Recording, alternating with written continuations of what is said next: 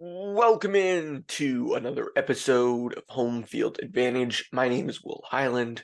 It is November 13th, 2023. Hope you're all having a great start to your week, wherever you may be listening to us across our great country or our great land. We've got plenty to get to. It's going to be a short show, though. But even within that, I want to talk about the three winners and the three losers of the weekend in the world of sports. Mostly going to be football, but also two winners or one winner and one loser each from hockey. But it's been quite the weekend, to say the least, with plenty of news. We'll start with the winners, though. Just get it right going here. Um, I thought Michigan football was the winner of the weekend.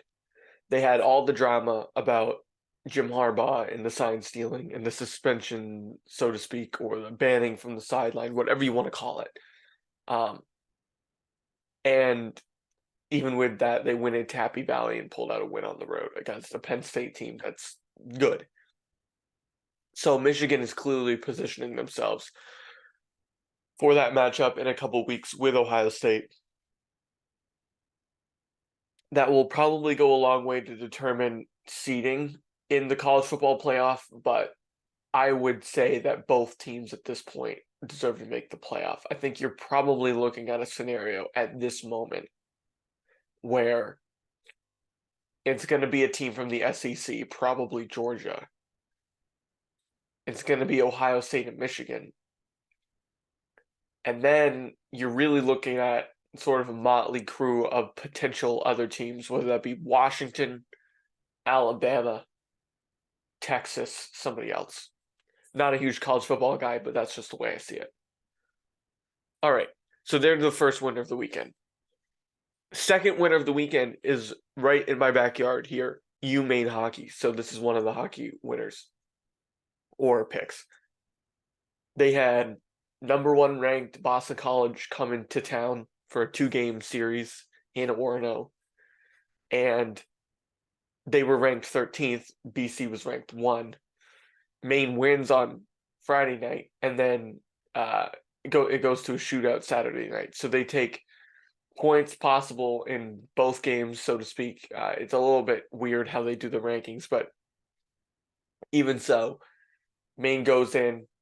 They essentially take care of business the way they need to um, against BC, and they don't let BC uh, run all over them and kill their momentum. So they still have a ton of momentum going on into the rest of the season. And I think Maine is back. I think Maine's a top 10 team in the country right now in college hockey, and I think it's quite possible that unless there's a massive drop off, that Ben Barr's team not only goes far enough in the uh, Hockey East tournament to get a bid, but that they get an at-large bid into the NCAA tournament.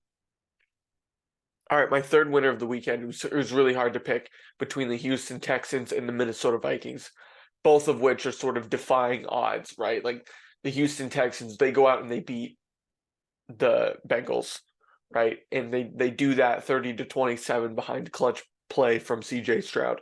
Now, at the beginning of the year, I didn't know if CJ Stroud was even going to play much this year. I didn't know if he was going to be any good, but he's proven really this year that he's going to be the future for the Houston Texans, and that they're not going to be a pushover like they have been since Deshaun left.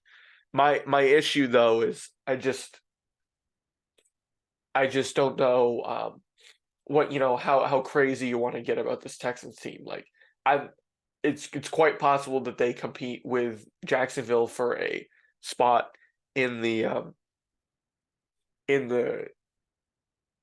division winners bracket, so to speak.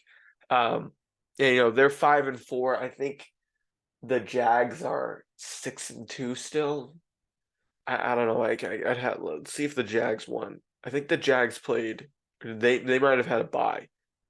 So either way, regardless of the standings, the fact that they went out and they beat Cincinnati, and that's a team that a lot of people had as Super Bowl picks at the beginning of the season, and they've struggled a tad this year. So with all of that, I look at Houston and I say they're a huge winner. But Minnesota, though, Minnesota starts out like what 1-3, 1-4, something like that. They win 4 straight. Then Kirk gets hurt, but now they go and they somehow get Josh Dobbs off the street, although he was starting for Arizona. Arizona wants to tank. They didn't care. So they let him walk over. They trade him to the Vikings, and Josh Dobbs has had back-to-back starts. Or not back-to-back starts, back-to-back appearances. He didn't start last week, where he's been probably, in my opinion, the sole reason that the Vikings won the game. So between those two, it's pretty hard. I would say at this point, the Texans are probably the big winner just because of the opponent they beat. That's going to go a long way in standings, especially if those two are trying to compete for wild card and the Bengals, can't win their division because Baltimore's already clinched and the Jags have already clinched the South, and those two are going head to head. That's going to have a huge playoff implications, and it was a big swing the other way. I kind of think that the Vikings are better than New Orleans to begin with, and so while that also has playoff implications, I think the Vikings are closer to winning their division, and therefore might not rely as much on that victory as a head-to-head tiebreaker. But I could be wrong. So we're going UMaine hockey, we're going Michigan football, and we're going the Houston Texans.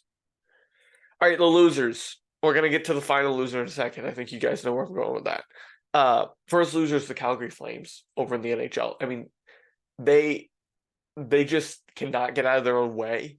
They fired, Daryl Sutter last year. They had all this. They let their GM walked.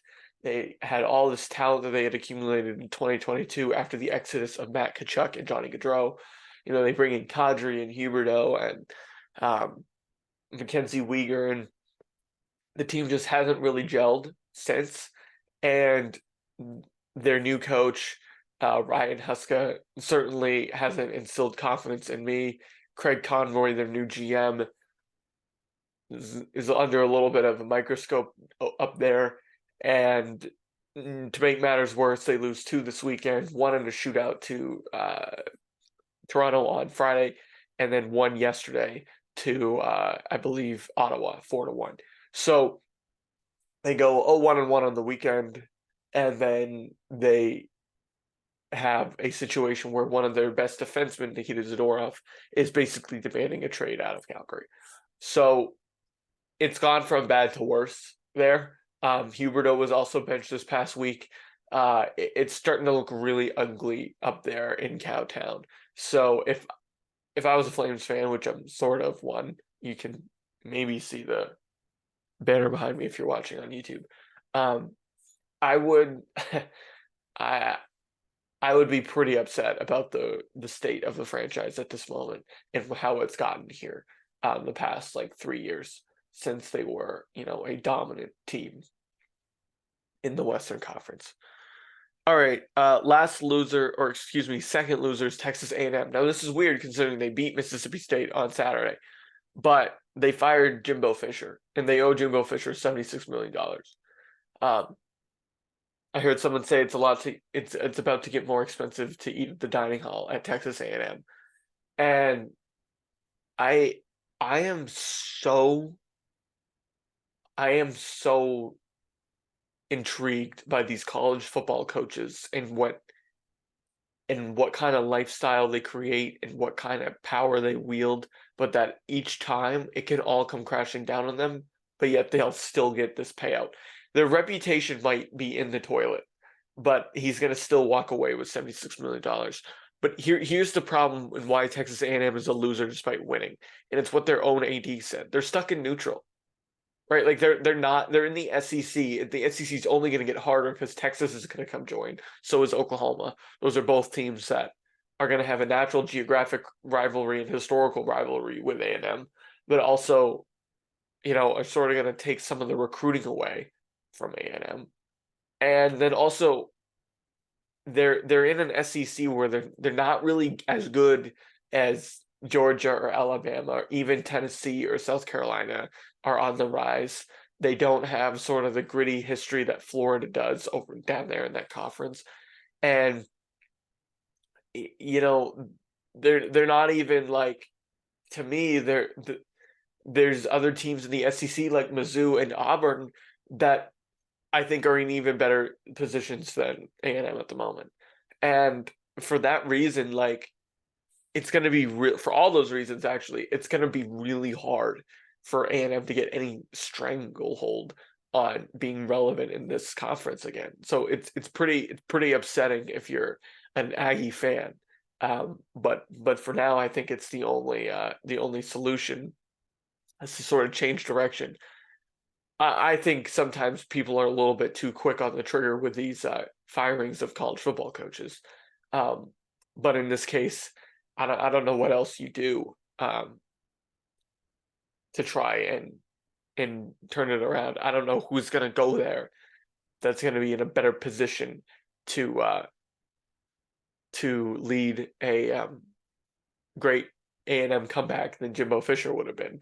And it wasn't that long ago where Jimbo Fisher was taking shots at Nick Saban in Alabama, and now Jimbo is going to be unemployed.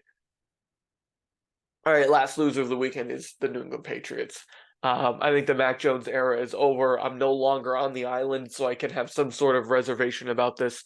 They lose 10-6 in Germany against an Indianapolis Colts, and it was an abysmal game. I honestly, like, it really wasn't that bad. I mean, I thought they were competitive defensively, and they offensively weren't horrible. Like, they were just stalling in the red zone. Like, they would get down there and then they would have to kick a field goal in case they missed one as well, or they would do stupid things like punt and completely flip field position. Um, all these things, or excuse me, they would receive a punt but actually not receive it. That's what I was getting at. So I thought they put the Colts in tough spots, but difference in the game is the Colts converted in their clutch plays and the Pats didn't. And one of the reasons why is Mac Jones threw an interception with like 4 and change to go in down close to Indianapolis sideline, or excuse me, end zone, where if they score a touchdown there, it's likely that the Pats win the game the way the defense was playing. So I've said in the past that these games aren't always on the quarterback. Well, in this game it was. And I'm not just saying that because they left Mac Island. Like, I'm looking at the game and Mac has 10 picks in 10 games. So he's about a pick a game. I would argue that this pick was worse than last week's pick, because at least last week's pick was, and by the way, we're at 2 consecutive games where it has essentially ended because of an interception. But there was another interception we'll talk about in a second that didn't come from Mac Jones. So Mac throws a pick last week to ice the game against the Commanders, and then throws one yesterday. And I thought yesterday's was worse because it was a worse throw. I mean, he hit Juju on the hands last week. This week it was, I don't even know what was going on. So, look, I don't think they lost to Philly or Miami because of Mac. I don't even think they lost to Miami the second time because of Mac. But they definitely lost yesterday because of Jones. And at this point, I think it's safe to say that the Mac Jones experience is over. And based on the Robert Kraft images that we got from the owner's box yesterday, it's safe to say that maybe the Bill Belichick experience is in severe jeopardy. So for that, the Patriots are a huge loser of the weekend. They've basically guaranteed themselves a top 5 pick as long as they don't continue, or as long as they continue to play this poorly. The two interesting things going on with the Patriots the rest of the schedule. I'm not going to pull it out, but the Pats have a game after the bye, and who knows what they're going to look like. But they have a game after the bye with the New York Giants, who are also struggling. I don't know what happened to the Giants yesterday. I honestly was sort of frustrated and didn't feel like watching football. They also lost yesterday big to the Cowboys. So with that, kind of the loser of next or the game with the Giants is gonna be a huge determinant of who has a better um who has a better draft pick. And I think a lot of Patriots fans are looking for New England to lose that game. And one way to sort of guarantee that, in my opinion, would be to start Bailey Zappi. Because as bad as Jones was at the end of the game, they bring in Bailey Zappi, which, by the way, is a horrible coaching move. I mean, as bad as Mac Jones has been, like he had played the whole game, he gives you a better chance to win with a minute and change left and no timeouts and needing a touchdown. Because even after his interception, right? Like I thought he had played decently enough that game where you trust him. I mean, look at the Raiders game for example. That drop pass, that drop pass by Devontae Parker in the Raiders game, like it was a very similar situation to what the Pats would have been in yesterday. And Mac Jones showed that against the Bills. Like he showed sort of that ability. Um, and up until that bad throw, he had shown that in the previous drive, like when the game was on the line. So like as bad as he's been, like putting in a cold Bailey Zappi just for Belichick to prove a point and to shatter Mac Jones's confidence, any confidence he had left, sort of a bullshit move in my opinion. Um, like I don't know, just lose with the guy that you chose to be your starting quarterback. Like I don't know. I thought that was sort of stupid, and it blew up in Belichick's face because Bailey Zappi went out there and had one of the worst throws I've ever seen in the NFL. First, it was the fake spike. All right. Then he drops back after the fake spike. And he just sort of throws the ball into the middle of the field with no direction. It was actually very similar to the Mac Jones play, except like I didn't even, because it was a further throw and it was in the air longer, like I didn't even see like Juju in an area to get the ball. Like he was probably a good 10 yards past the ball by the time it was intercepted. And it was quite entertaining, from a tragic comedy point of view. So with that, I mean, if you want to lose to the Giants, maybe you start Bailey Zappi. Because I think Jones, even against a bad team like we saw yesterday, he'll put you in a position where you might end up being close to winning. I think Zappi, if you play him the whole game, I don't think you're going to win at all. I mean, they're both probably going to lose you the game, but if you want to have a surefire way of losing the game, then you start Bailey Zappi because as bad as Mac has looked this year, he's still responsible for two of your wins as a starter. Um, Bailey Zappi's gotten in there a few times and he's looked horrible each time, and there was a reason why you waived him in the preseason. All right, so that's gonna wrap up my winners and losers. Winners being Michigan, UMaine, and the Houston Texans, and losers being the Pats, Texas A&M, and the Calgary Flames. We'll see what this week brings. We'll have another pod out Thursday. Look forward to talking to you then. We'll see what happens between now and then. It could be a busy week in New England during the bye. But until then, hope you have a great start to your week. But my name is Will Highland, and you've been listening to Home Field Advantage.